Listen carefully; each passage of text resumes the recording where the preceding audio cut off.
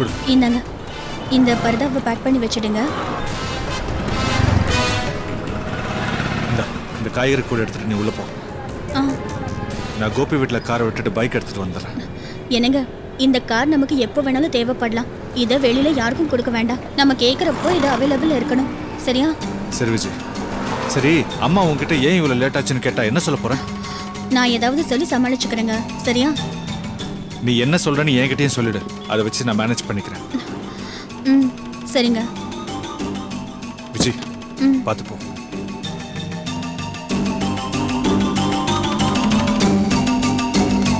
பார்த்து போ.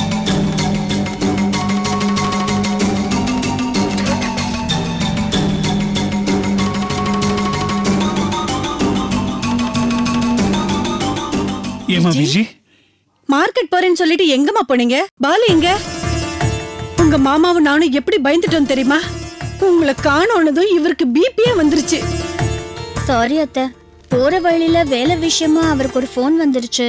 கிளம்பலான்னு பார்த்தா அவர் பைக்ல வேற ஏதோ ப்ராப்ளம். அதுக்கப்புறம் அவங்க ஃப்ரெண்டு வீட்டுக்கு போயிட்டு வர கொஞ்சம் லேட் ஆயிடுச்சு அத்தை. லேட்டானா என்னம்மா? ஒரு ஃபோன் பண்ணி நாங்க எங்க இருக்கோம் அங்க இருக்கோம் இப்ப வந்துருவோம்னு சொல்ல வேண்டியதானே? நாங்க உங்களுக்கு ஃபோன் பண்ணா 2 ஃபோன் நம்பரும் சுவிட்ச் ஆஃப்லயே இருக்கு. எந்த தகவலும் தெரியலன்னா நாங்க என்ன பண்றது?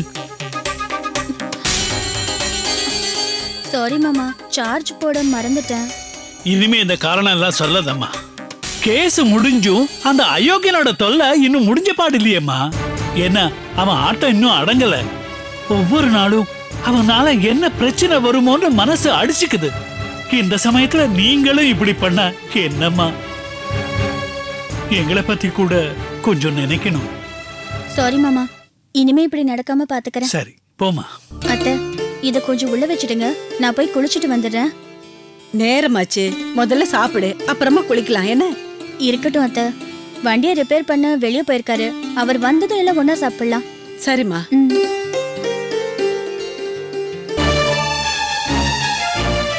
விஜய்,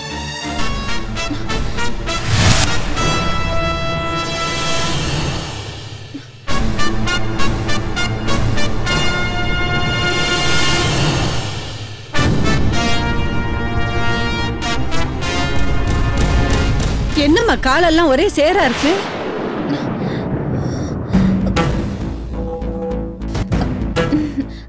இதுவா? இல்ல, விலை குறைவா இருக்குன்னு கோயம்பேடு மார்க்கெட் வரைக்கும் போயிட்டு வந்தேனா, மழை பெஞ்சு ஒரே சேரும் சகதியுமா இருந்துச்சு. அதான் இப்படி ஆயிடுச்சு அத்தை. பேண்ட் எல்லாம் ஒரே சேரு. சரி, நான் போய் குளிச்சுட்டு வந்துடுறேன். சீக்கிரம் வா.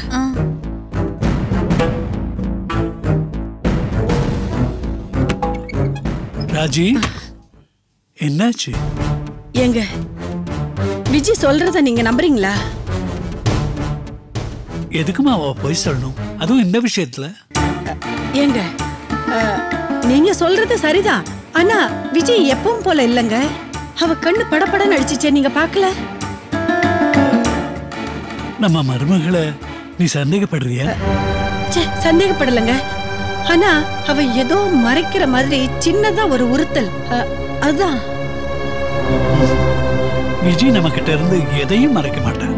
நீ தேவையில்லாம மனசு போட்டு குழப்பிக்காத. இந்த பாருமா, விஜய பத்தி நீ இப்படி கேட்டேன்னு தெரிஞ்சா அவ வருத்தப்படுவா. என்கிட்ட கேட்ட மாதிரி அவகிட்ட கேட்டுறாத. புரிஞ்சுதா? நீ போய் சாப்பாடு ரெடி பண்ணு.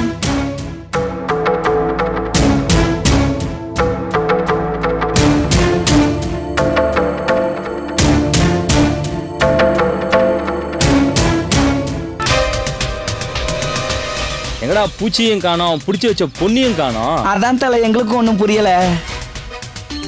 வண்டி மட்டும் பூச்சி வண்டி மட்டும் இருக்கு, ஆனா ஆளை காணும் தல. நாம வர லேட் ஆயிடுச்சுன்னு ஒருவேளை அவனே விளையாடி முடிச்சிட்டானா? சேச்சா, ஏய் பூச்சி அப்படி பண்ற ஆள் கிடையாதுடா. அப்படி பண்ணிதா ஃபோன் பண்ணி நம்மள எதுக்குடா வர சொல்லணும்? அது சரி தல, நம்மள ஃபோன் பண்ணி வர வச்சுட்டு அவன் எங்க போய் தொலைஞ்சான்? ஒருவேளை அந்த பொண்ணு எஸ்கேப் ஆகி பூச்சி அவளை துரத்திட்டு போயிருப்பானோ? ஏய், அது நான் மாறாத ஓட்டமா ஓடிக்கிட்டே இருக்கிறதுக்கு பச்சி சிக்கலனா என்னால திரும்பி வந்திருப்பானடா. குட்டி பையன் தான் தல இந்த மாதிரி மேட்டர்ல ஷார்ப்பு. பச்சி மாட்சின்னா நகரவே விட மாட்டான். பூச்சி ஓவரா அலைவான். ஆனா எப்படி கண்ட்ரோல் பண்றதுன்னு அவனுக்கு தெரியாது தல. ஏய், தாராசில இப்ப ரொம்ப அவசியமா? அவனுக்கு முதல்ல ஃபோன் பண்றா. பக்கத்துல வந்துட்டு ஃபோன் பண்ணான் தல. ஃபுல் ரிங் போச்சு, ஆனா அவன் எடுக்கவே இல்லை தல. சரிடா, இப்ப பண்றா. தலை முதல்ல ரிங்கு போச்சு, இப்ப நாட் ரீச்சபிள்னு வருது தலை. எனக்கு என்னவோ பயமா இருக்கு தல. பூச்சிக்கு ஏதாவது ஆயிருக்குமா தல? ஏய், என்ன நடந்துன்னு தெரியாம நீ ஏதாவது உளறிட்டு இருக்காதடா. சரி, நான் தான் உளறேன், நீயாவது ஏதாவது சொல்லு தல. எனக்கு எப்படா தெரியும்? தலை, இப்ப நம்ம என்ன தலை பண்றது? பூச்சை எங்கேன்னு போய் தேடுறது? ஒருவேளை ஏதாவது தப்பு கிப்பு நடந்து போச்சோ? ரொம்ப பயமா இருக்கு தல. ஆமா தலை, ரொம்ப டைம் ஆயிடுச்சு தல. ஏய், ஏதாவது சொல்லி என்ன குழப்பாதீங்கடா. தனியா என்ன யோசிக்க விடுங்கடா. ஏய், என் போனுக்கு கால் வருது. ஹலோ கிருஷ்ணா, பூச்சி உங்கூட தானப்பா இருக்கான்? இல்லம்மா, நான் அவனை காலில இருந்து பார்க்கவே இல்லம்மா. அப்படியா? உன் கூட இல்லைன்னா வேற எங்க போயிருப்பான்? உனக்கு ஏதாவது தெரியுமாப்பா? இல்லம்மா, நான் அப்பாவோட பிசினஸ் விஷயமா வெளியில போயிருந்தேன், அதனால எனக்கு தெரியலம்மா. நீங்க வேணா போன் பண்ணி பாருங்களேன். 10-15 தடவை போன் பண்ணிட்டேன்ப்பா. ரிங் போகுதே தவிர எடுக்கவே மாட்டேன்றான். அதான்ப்பா கவலையாவே இருக்கு. ஐயோ இல்லம்மா, போன் பண்ண முடியாதபடி எங்கேயாவது லாக் ஆயிருப்பான். நீங்க கவலைப்படாதீங்கம்மா. எதுக்கும் நீ போன் பண்ணி பாருப்பா. நீ பண்ணா உடனே எடுப்பான். அவன்கிட்ட பேச முடிஞ்சா நான் அவனுக்காக காத்துட்டு இருக்கேன்னு சொல்லுப்பா. சரிம்மா.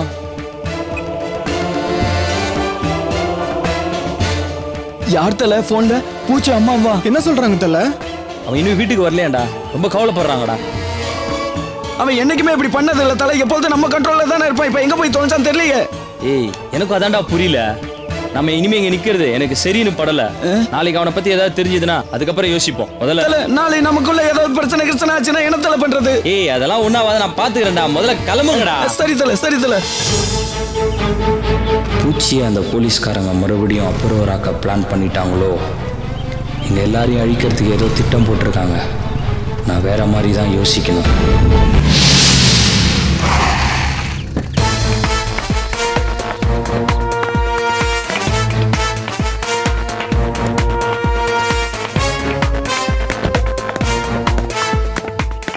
Sir sir welcome sir. நீங்க இந்த ஸ்டேஷனுக்கு இன்ஸ்பெக்டர் வந்ததுல எங்க எல்லாருக்கும் சந்தோஷம். எதுக்கு இந்த ஃபார்மாலிட்டிஸ் எல்லாம்? சம்பிரதாயம் எப்படி இல்லைனாலும் சிம்பிளா உங்களுக்கு வரவேற்பு கொடுக்க ஆசைப்பட்டோம், அதான். Thank you mister அன்புமோகன். சார், என்னோட முழு பேர் உங்களுக்கு எப்படி சார் தெரியும்? உங்க ஜாதகமே எனக்கு தெரியும் சார். 1995ல டிபார்ட்மெண்ட்ல வேலைக்கு சேர்ந்தீங்க. இப்போ இந்த ஸ்டேஷனுடைய ஏட்டா இருக்கீங்க. இது வரைக்கும் எந்த பிளாக் மார்க்கும் வாங்காத சின்சியர் அண்ட் டெடிகேட்டட் போலீஸ் ஆஃபீஸர்னு பேர் வாங்கியிருக்கீங்க. சார், எப்படி சார் இதெல்லாம்? போலீஸ் டிபார்ட்மெண்ட் கமிஷனர், இன்ஸ்பெக்டர்னு தனி மனுஷங்களை சார்ந்தது இல்லை. ஏட்டு, கான்ஸ்டபிள்ஸ், ரைட்டர்னு இங்க இருக்கிற ஒவ்வொருத்தருமே எல்லாருமே முக்கியம்.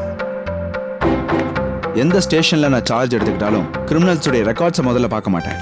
என் கூட ஒர்க் பண்ண போற ஸ்டாஃப்ஸோட ரெக்கார்ட்ஸை தான் பார்ப்பேன். ஏன்னா சட்டம் ஒழுங்கை காப்பாத்துறது ஒரு டீம் ஒர்க்குன்னு நினைக்கிறேன். அந்த கடமையை செய்யறதுக்கு நீங்க எல்லாரும் சின்சியரா கோஆபரேட் பண்ணுவீங்கன்னு நான் நம்புறேன்.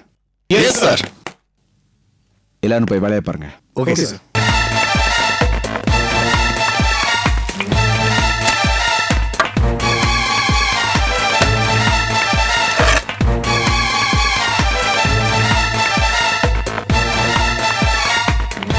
ஐயா, ஐயா, நான் மோசம் போயிட்டேயா.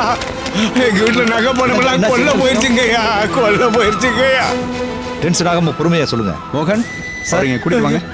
வாங்க. ஐயா, அழாதீங்க, உட்காருங்க. உட்காருங்க. ஐயா, நான் மோசம் போயிட்டேயா. என் வீட்டுல கொள்ளடிச்சிட்டாங்கய்யா. என் பொண்ணு கல்யாணத்துக்காக 25 பவுன் நகை சேர்த்து வச்சிருந்தாயா. அந்த நகை பணம் எல்லாத்தையும் யாரும் கொள்ளடிச்சிட்டு போயிட்டாங்கய்யா. 10 வருஷமா வாயை கட்டி வயிற்ற கட்டி நான் சம்பாரிச்சு வச்சிருந்த பணம் எல்லாம் இப்ப அநியாயமா கொல்ல போயிருச்சுங்கய்யா. அழாதீங்க பெரியவரே, அழாதீங்க. நீ யாருப்பா? இவரோட தம்பி பையன் சார். என்ன நடந்துச்சுன்னு உனக்கு தெரியுமா? ஐயா, இவன் வீட்டுல தனியா இருக்கிறது தெரிஞ்சுக்கிட்டு பாவி பசங்க திருடிட்டு போயிட்டாங்க. கவலைப்படாதீங்க. ரெகுலரா கொள்ளடிக்கிற கும்பல் தான் இதை பண்ணியிருக்கோம். அவங்களை எப்படி தேடி கண்டுபிடிச்சு தைரியமா இருக்கு. நீங்க சொல்லுங்க தம்பி. நேற்று பெரியப்பா குடும்பத்துல எல்லாம் வெளியில போயிருந்தாங்க சார். நான் மட்டும்தான் சார் இருந்தேன். ராத்திரி ஒரு 2-2:30 இருக்கும் சார். ஹால்ல யாரும் நடமாடுற சத்தம் கேட்டுச்சு. வெளியில வந்து பார்த்தா 2 பேர் மூஞ்சில கர்ச்சீஃப் கட்டிக்கிட்டு நின்னுட்டு இருந்தாங்க சார். நான் பயந்து போய் திருடன் திருடன்னு கத்துறதுக்குள்ள ஸ்ப்ரே மாதிரி எதையோ அடிச்சிட்டாங்க சார். காலையில பெரியப்பா தான் சார் எழுப்பினாரு. நீ ஏன் கோயிலுக்கு போல தம்பி? எனக்கு கொஞ்சம் உடம்பு முடியல சார், அதனால தான் நான் வரலன்னு சொல்லிட்டேன். வீட்டை உள்பக்கமா தான் லாக் பண்ணிட்டு படுத்திருப்ப. திருடனுங்க எப்படி உள்ள வந்தானுங்க? ஐயா, இந்த படுபாவி கதவை சரியா லாக் பண்ணாம விட்டுட்டான். திருட வந்தவங்களுக்கு அப்படி திறந்து கிடந்தது ரொம்ப வசதியா போயிருச்சுங்கய்யா.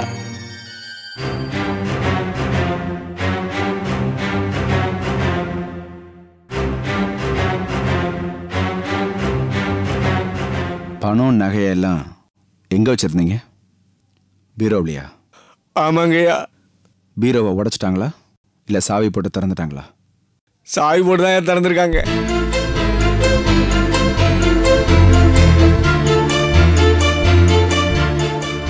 சாவிய மறைவான இடத்துல தானே வச்சிருப்பீங்க. அது இருக்கிற இடம் உங்களுக்கு எப்படி தெரிஞ்சது? சாவி எங்கன்னு கேட்டாங்க சார். சொல்லலன்னா கொன்னுடுவேன்னு மிரட்டினாங்க சார். எனக்கு ஒரு விஷயம் புரியவே இல்லை தம்பி. உன்னை பார்த்ததுமே ஸ்ப்ரே அடிச்சிட்டாங்கன்னு சொன்னேன். நீ மயக்கத்துல இருக்கிறப்பவே உங்ககிட்ட சாவியை பத்தி கேட்டாங்களா? அந்த மயக்கத்திலையும் நீ கரெக்டா சாவி இருக்க இடத்த சொல்லிட்டியா? இல்ல சார், இல்ல சார். சாவி எங்கன்னு முதல்ல கேட்டாங்க சார். அப்புறம் தான் சார் ஸ்ப்ரே அடிச்சாங்க. குழப்பத்துல நான் தப்பா சொல்லிட்டேன் சார். பெரியவரே, நீங்க தம்பியை எழுப்பினப்போ சார் எங்க மயங்கி கிடந்தாரு? ரூம்ல தாங்கய்யா. இல்லையே, ஹால்ல தான் இவருக்கு ஸ்ப்ரே அடிச்சிருக்காங்க. தம்பி அங்கதானே மயங்கி கிடந்திருக்கணும். எப்படி பெட்ரூம்குள்ள வந்தாரு? மயக்கத்திலேயே நடந்து போயிட்டாரா? இல்ல தம்பி மேல பரிதாபப்பட்டு திருடங்களே பெட்ரூம்ல படுக்க வச்சுட்டு போயிட்டாங்க? அதாங்க எனக்கு புரியல. எதுக்கு சார் அடிக்கிறீங்க?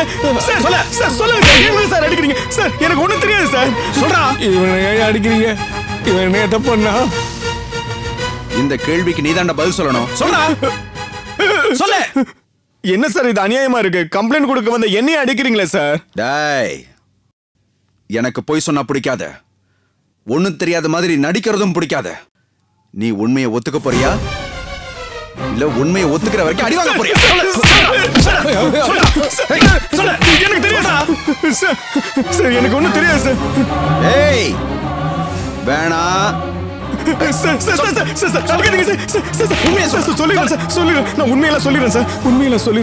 சொல்லிடுறேன். ஃப்ரெண்ட்ஸுக்கு பிளான் போட்டு கொடுத்து திருட சொன்னது நான் தான் சார். பாவி, நானும் உன் பெரியம்மாவும் உன்னை புள்ள மாதிரி நினைச்ச மேடா. இப்படி பண்றது கூட எப்படா மனசு வந்துச்சு? மன்னிச்சிருங்க பெரியப்பா. எனக்கு வெளியில நிறைய கடன் ஆயிடுச்சு. அதனால எனக்கு வேற வழி தெரியல. என்ன மன்னிச்சிருங்க பெரியப்பா. என்கிட்ட கேட்டத நானே கொடுத்துருப்பேன்டா. அதை விட்டுட்டு இப்படி சொந்த வீட்டிலே கை வச்சுட்டேடா. பணம் போச்சுட்டாங்க. அழுது தவிச்சப்ப கூட உண்மையை சொல்லாம விட்டுட்டேடா. தப்பு பண்ணி எல்லாம் ஒண்ணு சொல்லையாடா. நீ நிறுத்துங்க. மோகன் சார், சார் கம்ப்ளைண்ட் எழுதி வாங்கிக்கோங்க. Okay sir. ஐயா வாங்க.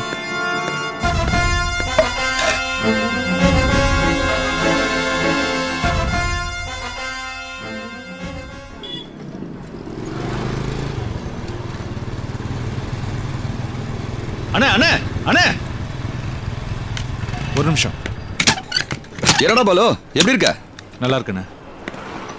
உன்னை பார்க்க தானே வந்துட்டு இருந்தேன்.